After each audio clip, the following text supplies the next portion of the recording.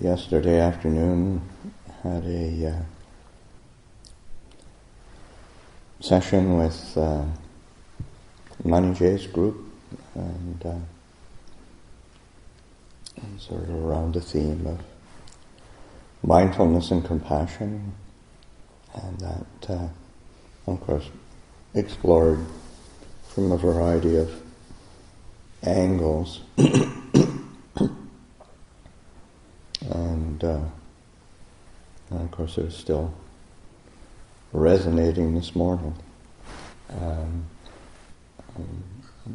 And just sort of reflecting on how much, in terms of compassion, we tend to focus externally and have ideas about it, but so much of it is kind of an internal attitude that is both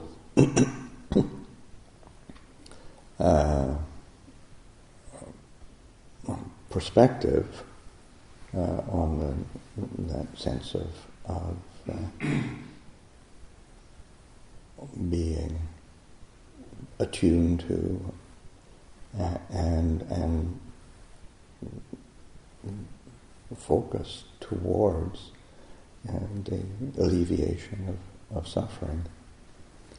But it's also internal, like in terms of really recognizing how we create suffering for ourselves, and sometimes it can be very kind of couched or rationalized in different ways, and we one of the things that I was thinking of was a time when Lumpur Cha was still alive and teaching, and one of the Western monks, as he's getting more skilled in language and understanding a bit more how Lumpur Cha was teaching, and part of the teaching was Lumpur Cha being pretty.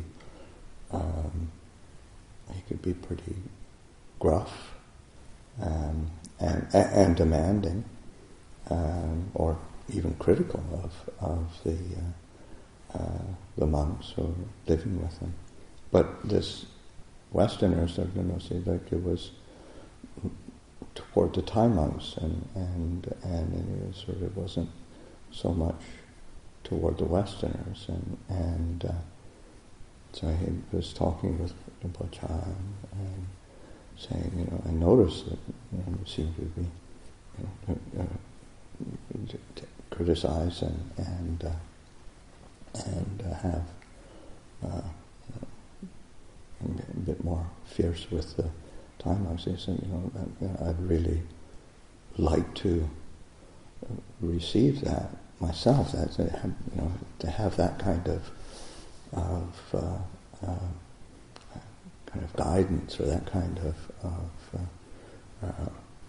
attention from you. And Ajahn Chah was sort of just smiling and said, no, you criticize yourself enough without me adding to it. Right? And that, which is really quite, there's this sense of, we do that. And we couch it in Dhamma, or we couch it in righteousness, we couch it in all sorts of things. And what we don't couch it in is compassion, and to be able to pay attention to these ways in which we can be responding to this human condition with mindfulness and compassion.